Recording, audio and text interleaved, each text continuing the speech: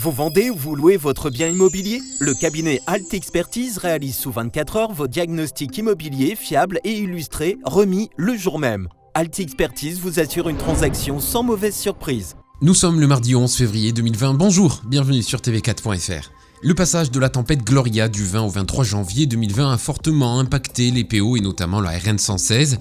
Alors que les inquiétudes sur la question du financement urgent des travaux se faisaient ressentir, un communiqué de presse publié ce lundi 10 février lève le voile. Le secrétaire d'État chargé des transports, Baptiste Djebari, annonce que pas moins de 10 millions d'euros seront nécessaires avant la réouverture de la RN 116, fermée depuis le 24 janvier. Le secrétaire d'État se dit attaché à ce que la remise en service se fasse dans les meilleurs délais tout en préservant la sécurité des usagers. Un drame s'est déroulé à Canet-en-Roussillon dans la soirée de samedi dernier. Alors qu'il était avec sa femme chez un couple d'amis, un octogénaire s'est défenestré du 5e étage d'une résidence de l'avenue de Catalogne à Canet-en-Roussillon. En remarquant son absence, l'ami du vieil homme se rend sur la terrasse de l'appartement et remarque qu'il a disparu. Son corps a été retrouvé plusieurs mètres plus bas, un geste désespéré qui serait motivé par des problèmes de santé. Pour ceux qui n'auraient pas accès à Internet ou à l'application mobile de la CAF DPO, vous pourrez désormais profiter 24 heures sur 24 d'une borne en accès libre.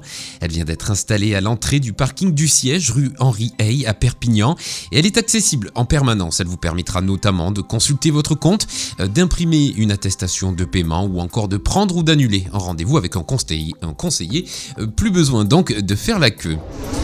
Depuis samedi 8 février, les amateurs de glisse et de sensations fortes ont le plaisir de découvrir dans les jardins du Lydia un immense espace de 20 000 m² consacré aux sports extrêmes.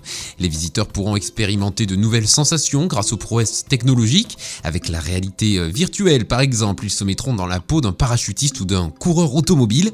L'Extreme Winter Park permettra aussi de profiter d'activités typiquement montagnardes avec une patinoire pour tous et des activités pour les enfants comme une descente de luge ou du quad sur glace. Plus d'informations sur www.lejournalcatalan.com. C'est la fin de cette édition. Vous retrouvez ce flash info sur notre site internet tv4.fr ainsi que sur notre chaîne YouTube.